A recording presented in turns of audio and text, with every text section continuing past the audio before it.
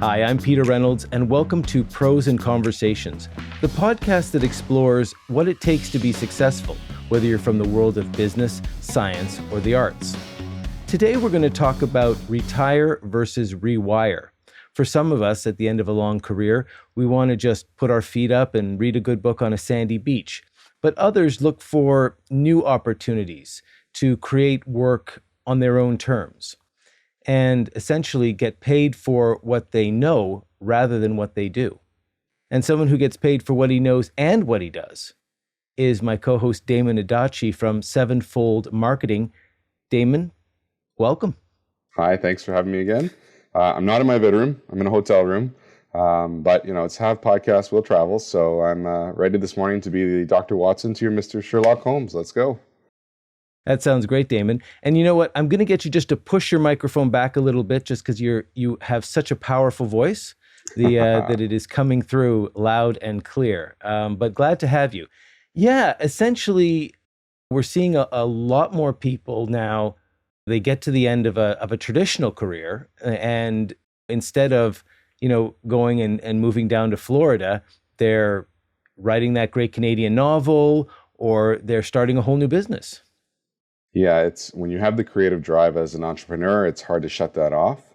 And especially if you're sort of self-employed versus a business owner, if you're working for yourself, it would be great if you could just cut those hours in half and have more free time, but keep the wheels turning and not get bored.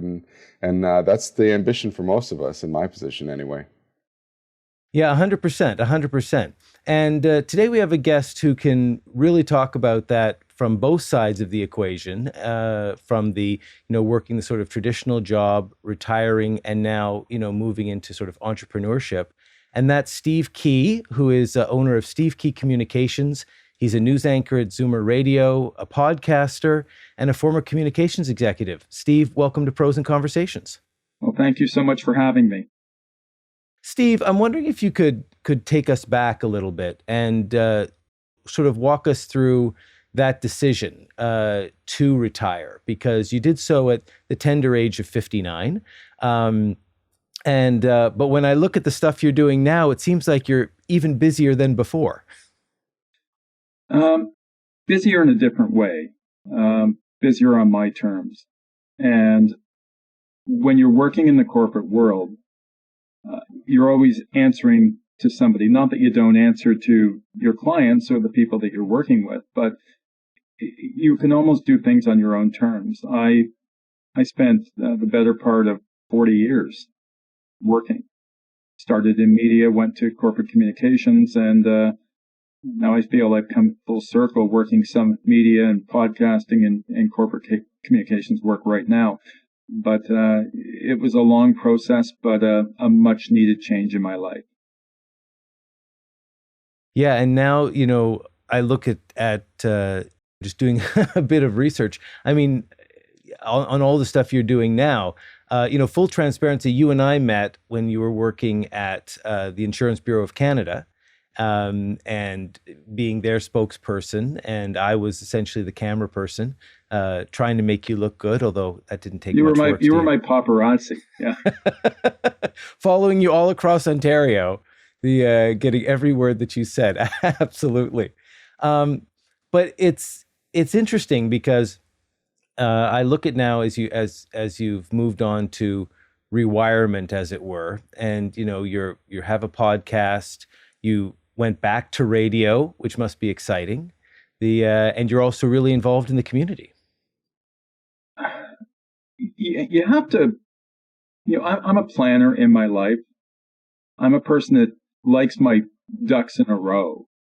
But I have to admit, one of the driving forces behind me changing my life was that I hated to waste so much of my life and time commuting.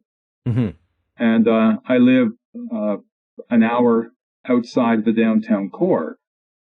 So to get to a job in Toronto would mean driving a train, walking, hour, 15 minutes each way. That was close to 3 hours of my day that was wasted. And when the pandemic hit and we were allowed to to work from or forced to work from home, a light bulb went off in my head. Why would I ever want to go back?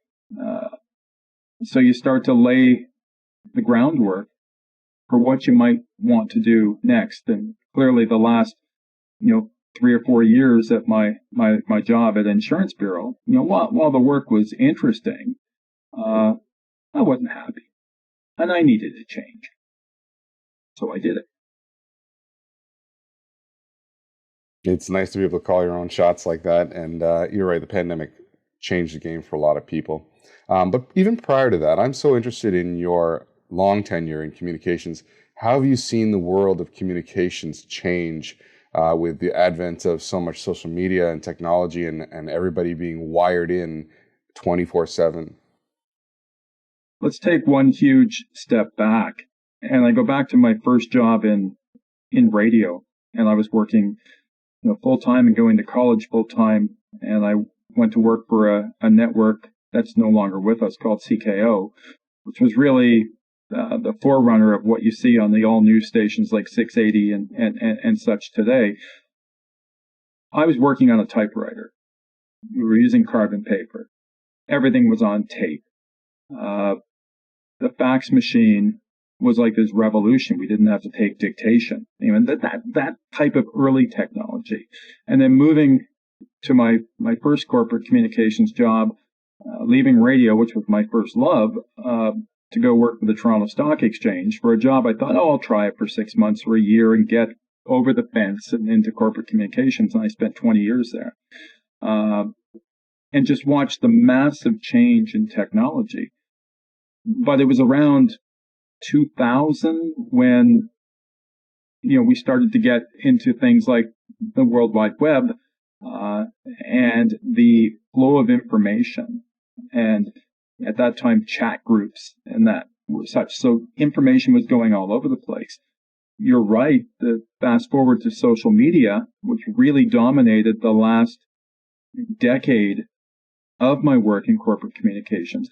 I used to say that my focus was always on media relations and getting stories into papers, radio stations, television stations. And when I started at IBC in 2011, traditional media was here, social media was here. By the midpoint of 2015 or so, they'd sort of come to this point. And then after that, social media has now taken on such a big role. So corporations, senior leaders, politicians, they all use it as a mechanism to get their message out. Unfortunately, at the price of a real wide and diverse traditional media that we just may never see again. Right. And the access to those tools is universal now. And I remember specifically at the advent of Twitter when you just realized, oh my gosh, everyone in the world has a voice that is global now. And it became, the age of insight. Well, yeah, everybody's saying something, but what have you got to say that's of any value and of any interest? But, where does that leave the small business owner that is faced with this entirely new scope and new landscape of communications tools and channels? And how do you manage it properly? And what do you have to deal with in that new realm? Well, there's two sides to that. And number one, it allows entrepreneurs, it allows small businesses to provide a presence and to target niche audiences that they may not even have known existed before. I was a firm believer when, and I had to drag IBC kicking and screaming because the insurance industry is traditionally very, very, very conservative, into this idea of social media. And it's one thing to put out messages, but instead of just trying to get impressions, I used to say, let's get expressions. Let's have conversations. Let's be available. So if you're responsive and you're creative and you're authentic, then social media can work. Because face it, most people, no matter what, will go on and complain about something or be nasty. And I think you need to take, if you're going to be successful, you've got to take the high road and do that. And I've always tried to be unique, be honest, and be authentic. And I think that has helped me personally create a bit of a presence and a name. And I guess it really didn't hurt because I worked for some, very high profile organizations. So my name was known. So by the time I decided I'm going to do this on my own, I was fairly well established. I can pick up the phone and get hold of just about anybody I want. That's a luxury I have, and not a luxury that every new business has, but they can get there. Yeah, that's interesting. And we've talked about this idea of going from working at a company, and helping to manage their brand to managing your own brand and the difference. And maybe you could talk a little bit about that, about this idea of building one's own brand. I think you don't want to bite off more than you can chew. I know that throughout my career, I've been pretty much a hands-on communicator. I'm a networker. I'm an information junkie. I always felt that when I was dealing with reporters during my time at TSE or TSX and IBC was to be a source and a resource and be available. And 24/7, I'm available if needed. And too often we go online and we try to contact a company or a service and we never hear back from them. Or it takes days for them to hear back.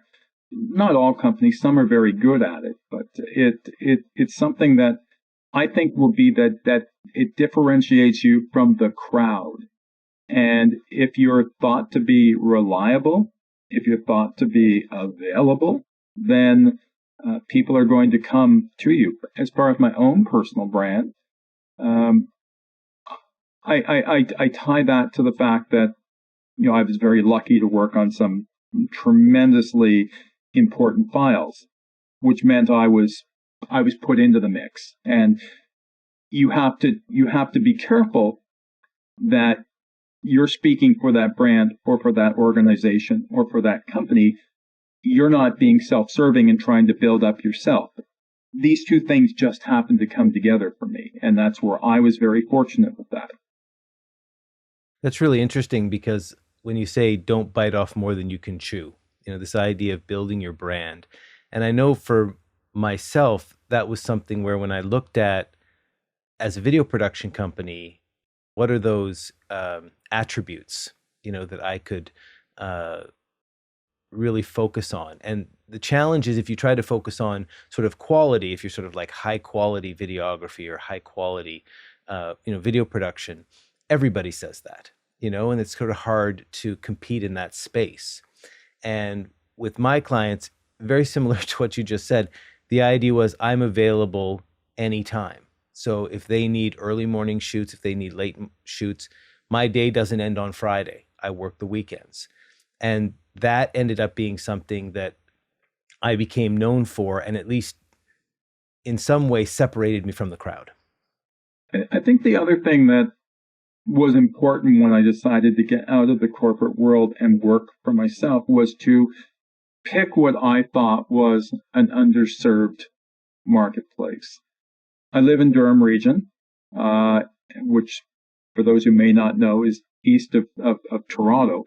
And I felt it was very important to support our local businesses, support the economy here, work with key stakeholders locally, instead of trying to deal with all of Canada or all of the GTA. If I focused on Durham region, then other things would come along, and they have as a result. But I decided to make my pool small, be a big fish in that small pond, and then grow to the point where, and trust me, I have no trouble growing at times, but grow to the point where I needed to be in a bigger pool. And but I'm at that stage in my career too. I mean, I'm not younger like you guys where this is everything you have. I have a life and a career of, established, I did well for myself from a living. I have great investments. I have a pension. I have a lot of things that take the pressure off me than an actual regular entrepreneur might not have. So, I caution people from thinking it's too easy, because it's not. But I work because I like to work, not because I have to work. We hope you're enjoying this episode so far. Pros and Conversations is brought to you by For the Record Productions, providing video production services to corporate and nonprofit clients for over 20 years. To learn more about how we can help your business, visit videosthatmatter.ca. And by the Business Alliance, a professional peer group that helps you grow your business through networking, collaboration, and sound advice. To learn more about how to become a member, visit jointhealliance.biz. So Peter and I have had extensive discussions about sort of the life cycle of an entrepreneur and a business owner, and you really brought something up for me. I think there's 2 points of view about: are you going to be the big fish in your little pond and be the expert at something and garner great reputation and testimonies and use that in a communications level to grow, or are you going to fake it till you make it and reach for something bigger and adapt to it as you go? And it's an interesting angle, and it will lead to where we want this discussion to go further with what happens after that. But what do you do when you see that opportunity that seems bigger than you are? You say you have no problem growing, but that's not always easy, is it? No, because the point is that over a period of time, I think for an older, middle-aged to an older entrepreneur, you're only sometimes as valuable as, in the old days, we used to call it our Rolodex, but now it's our contact list. So I can reach out to people who are much better at certain things than I am. And I can then go from really doing everything to being a bit of a project manager. So I've made sure that I've connected with like-minded people that I can work with. Now, if I needed a video production for something, I'm not going to do it. I'm going to call Peter. If I need a really good person who can make social media sing, I've got people who can do that. If I have someone who needs to have a speech written, I write great news releases. I write great key messages. I can write a speech, but I'm not a speech writer, but I know people who are. So this is where you build up that. And it's the trust you have with the people that you have connected with over the years that you can extend this network, which is why networking and organizations like, I get the 2 of you are in a business group together. That is a part of that circle and that cycle where you meet people and there are referrals. There's a gentleman in Whitby that always says, and it's probably a line that everybody uses, but you do business with people you like, respect, and trust. And why not? That makes perfect sense to me. And that's why I really try to do business with people I like, respect, and trust. Okay, so here's where I see the great segue. That's resonating strongly with me. And when you are a business owner or a self-employed entrepreneur, the value of your business is you. The brand of your business is you. And we have a lot of discussions in our networking group about succession planning and what do you do when you are ready to stop working, when you are really the whole value of the organization. And it's not something you can just sell to somebody else. It's hard to value. But what's your next step? Like, you may have children that you want to pass the business to, but your clients, they're used to you. They're used to being connected and networked with you. How do you transition from being so engrossed in the company to being able to take a back seat without losing the value in the company? I think a lot of that has to do with what your ultimate goal for a business is. When I decide I'm no longer going to do this, and trust me, this will not be forever, I have really no succession plan, because it's not as if I've created this huge business. I've created a strong single person business that has some affiliates. if my son, who's also a writer, wants to take on the client work, I know that if there are projects out there, I can offload certain things to them. But part of this is the mentoring process. And I spend a lot of time speaking and working with young people and college graduates because often they don't know how to network. They don't know how to build this community. And if I can be of help, I get nothing in return for this other than I have another contact. I don't go looking for anything. I'm not charging by the minute. In fact, I probably do more pro bono work than I actually do, real paid work, because I'm fortunate I'm in a position to do that. But other entrepreneurs, I can see your point here. If you're going to build something, you probably want to include people that would be interested in taking this on down the road and as part of your legacy.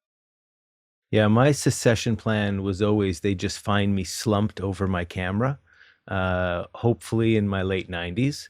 And because the business is me, and it's interesting that it's only now that my son, who's 13, has expressed interest in joining me, and I haven't fully decided whether to encourage that or discourage that. I'm not 100% sure.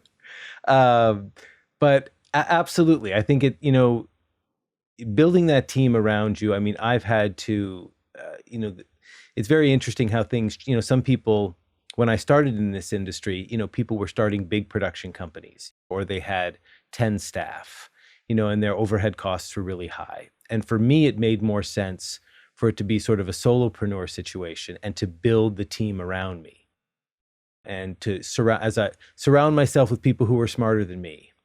And as I've told Damon in the past, that has never been a problem for me, Steve. I've never run out of those individuals.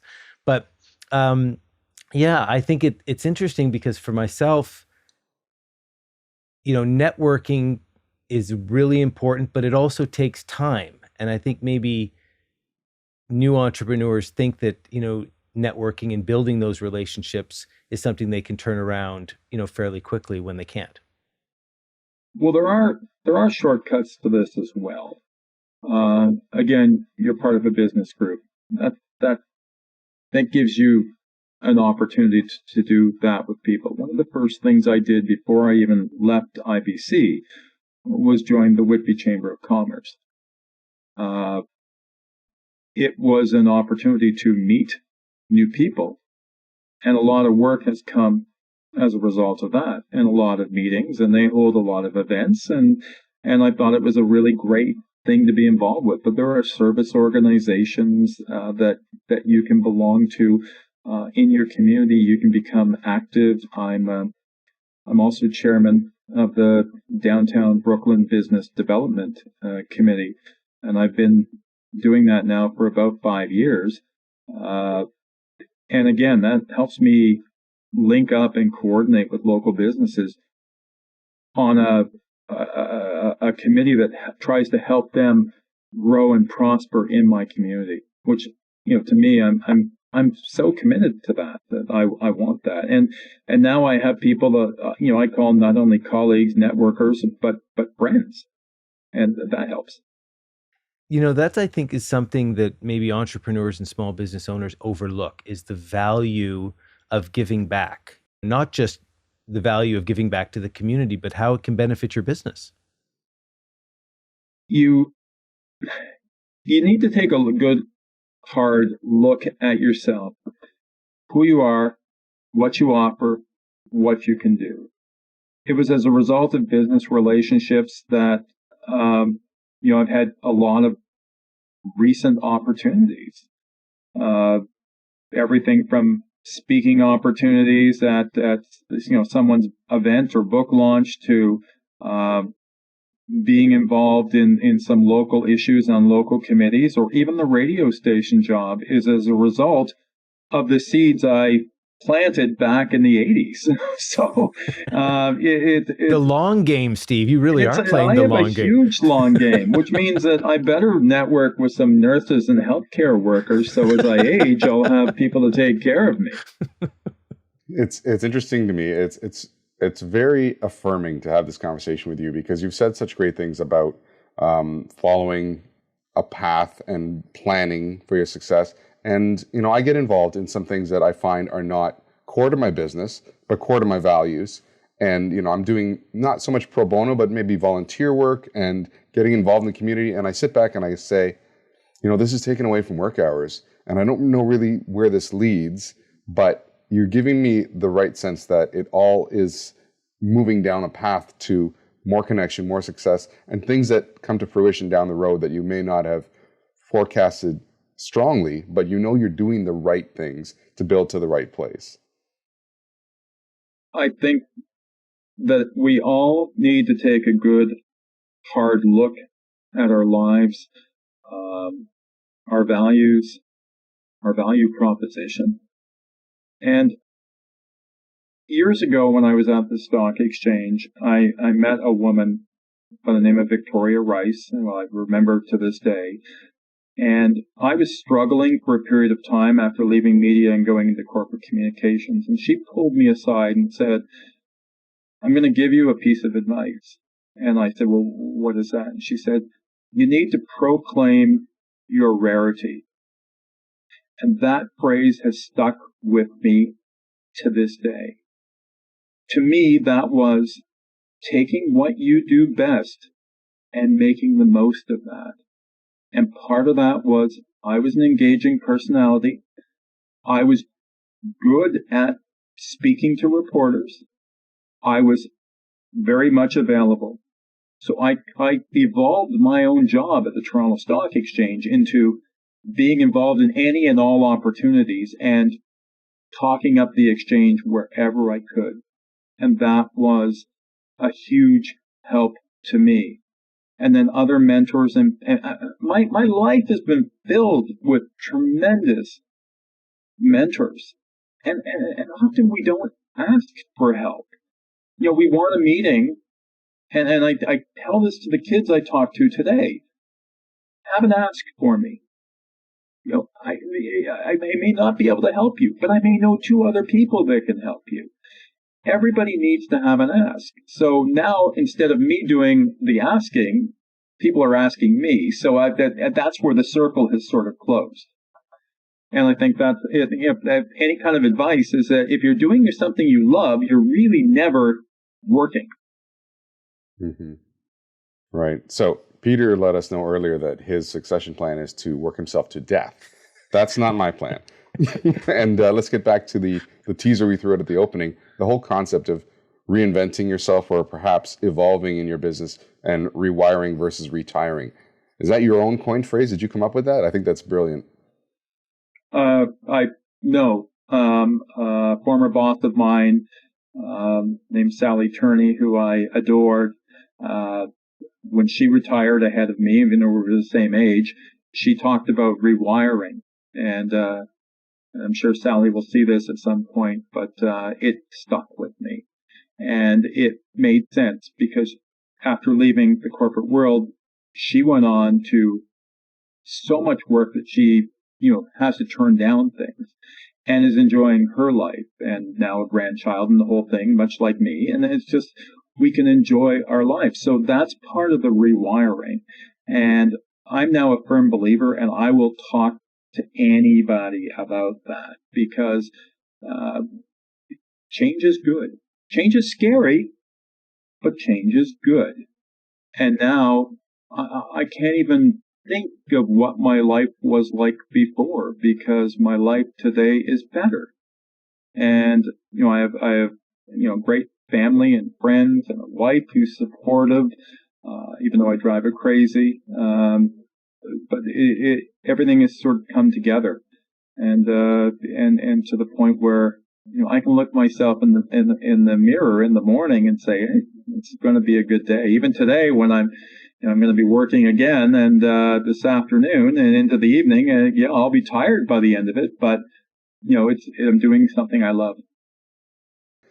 This has been extremely inspirational for me today, Steve. I would hazard to say I'm doing a lot of the things that you have done, and hope that it leads me to the same point that you are, because it's a lofty goal, but that's the ambition. And I'm just congratulating you on finding so much success and happiness. I don't think my wife will let me get into politics. I think that's off the table. But I don't know. I don't know if my wife is completely thrilled. She grew up in Brooklyn, and she knows this community really better than me. But if I didn't have the support of her in any and all things I've been doing, I would be nowhere. So I think that's part of having that solid foundation, your family, your spouse, your kids, who can help you through the rough times, because there will always be rough times and days where you have doubt. But I'm a natural positive person. And if I can leave you with anything on that, is that tomorrow is always a new day, and there could be a new opportunity. Steve, thank you so much for taking the time out of your busy schedule to talk with us today. Thank you for having me. And thank you, Damon, for joining us again. Damon Adachi is a marketing consultant with Sevenfold Marketing. You've been listening to Pros and Conversations.